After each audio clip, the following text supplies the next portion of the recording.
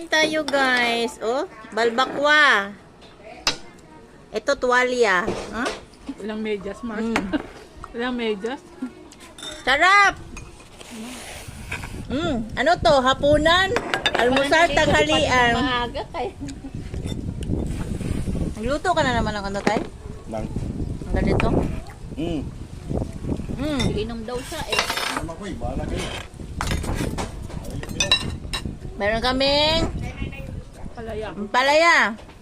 Meron kaming tawag nito. Tinulang fish da. Oh.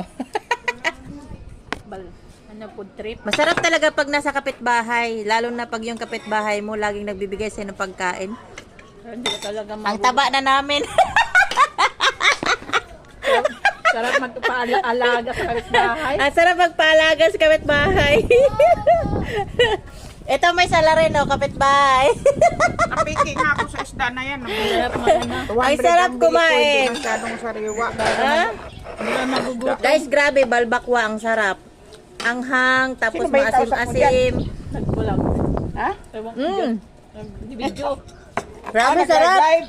Ga-live ka? Hindi, video ata. Ba't mo langaw to? Kami, lagi ang kumakain dito sa labas.